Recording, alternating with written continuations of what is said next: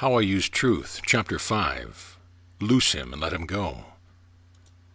One of the natural tendencies of the mortal mind is towards proselyting. The moment we believe something to be true, we begin to try to convert others to our belief. In our eagerness, we forget that truth is kaleidoscope in its form. We learn to say, with some degree of realization, God works in me to will and to work for his good pleasure. But we quite forget that the same God is working equally in our brother to will and to work. Among the wise sayings of the ancient philosopher Epictetus, we find these words: Does anyone bathe hastily? Do not say that he does it ill, but hastily. Does anyone drink much wine? Do not say that he does ill, but he drinks a great deal. For unless you perfectly understand his motives, how should you know if he acts ill? Thus you will not risk yielding to any appearances but such as you fully comprehend. Every person has an inherent right to freedom of choice, a right to live his life in his own way.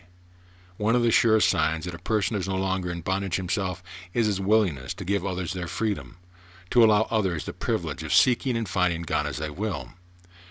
Our great basic statement is, all is good because all is God. In other words, God is the only intelligence, the only life at the center of every form of existing life. We say that we believe the highest manifestation of God is in humankind, that God ever abides at the center of all people, and is always in the process of manifesting more and more of himself, pure intelligence, perfect love, through our consciousness until we come to the consciousness one with the Father in all things. Do you believe this statement? If you believe it, where is there any cause for anxiety that you feel about your loved ones who are not as you say in the truth? If we truly believe that all is good, we should not be troubled about those who apparently are going wrong. They may be going wrong according to our limited conception of right and wrong, but my brother, my sister, you are not your brother's keeper. He that will redeem indeed, he that has already redeemed your brother or sister lives within him or her. The Christ, who ever loves at the center of every soul, will neither slumber nor sleep. God works in others to bring them to themselves just as much as he is working in you and in me. We have absolutely nothing to fear about the eventual success of this worker. God never fails.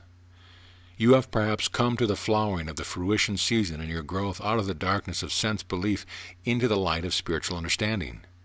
It is blessed and beautiful to be where you are, and it is hard to human belief to see those whom you love just barely showing their heads above the earth of sin and mistake, further away from your conception of the good than ever before. But here is the place for us to cling faithfully and trustingly to our basic statement. Paul said, "For in hope we were saved." Now hope that is seen is not hope.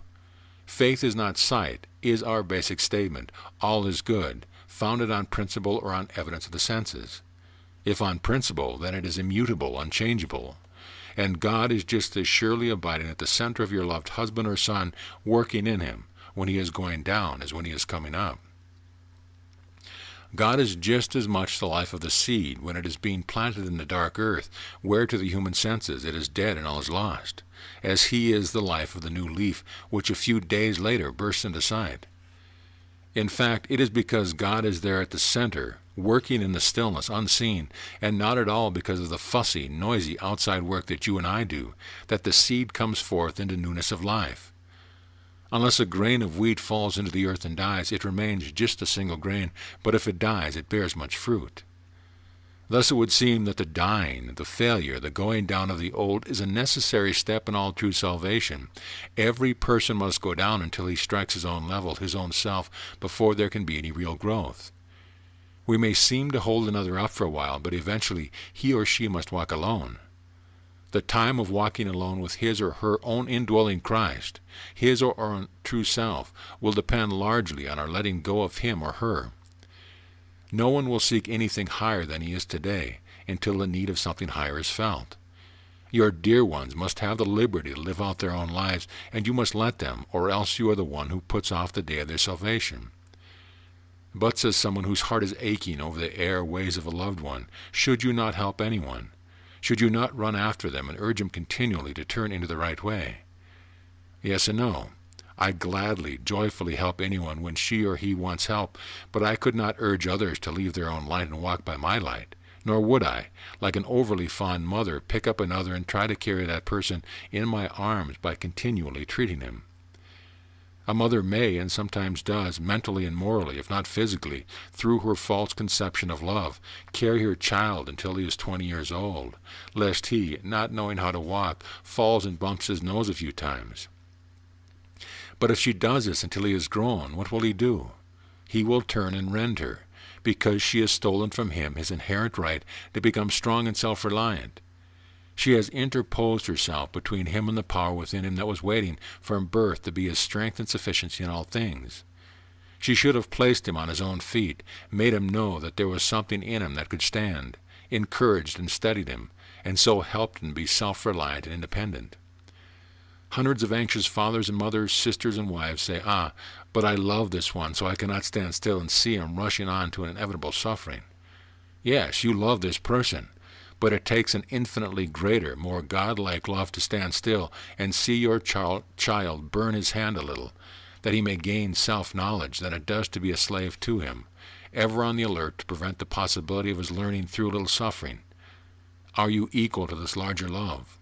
Having come to a knowledge of the mighty truth that God is all and in all, have you the moral courage to be still and know, to take off all restrictions and rules from others, and to let the God within them grow them as he will, and trusting him to do it in the right way, keeping yourself from all anxiety in the matter? When Jesus preached of a glorious freedom from suffering through a kingdom within, he often interspersed his preaching with the words, "Let anyone with ears to hear listen." In other words, the gospel message of deliverance is for all who are ready for it. Let him who has come to where he wants it take it. No one has a right to coerce another to accept his ideal. Every person has a right to keep his own ideal until he desires to change it. God is leading your friend by a way you do not and cannot know. It is a safe and sure way. It is the shortest and only way. It is the Christ way. And the within way, I am the door, says the Christ, within every soul. If any man enter in, that is, by way of the Christ in himself, he shall be saved. Now you are trying to have your friend enter through your door. Your friend must enter through his own Christ, his own door, and you must leave him alone to the workings of that indwelling one if you want him to manifest good. But you say, is there nothing I can do when I see my friend going down? Yes, there is something you can do, and a very effectual something too. The sword of the Spirit is the Word of God. You can, whenever you think of your friend, speak the word of freedom to him or her. You can always, and in all ways, loose him and let him go, not forgetting that the letting go is as important as the loosing. Tell him mentally that Christ lives within him and makes him free, forever free, that he manifests the Holy One wherever he goes and at all times, for there is nothing else to manifest. Then see that you do not recognize any other manifestations than the good in him. It is written, if you forgive the sins of any, they are forgiven them. If you retain the sins of any, they are retained. Will you invariably speak the word of remission or loosing to your erring ones? Or will you bind them closer, tighter in the bondage that is breaking your own heart by speaking the word of retention to them continually? If you really want your friends to be free, loose them and let them go.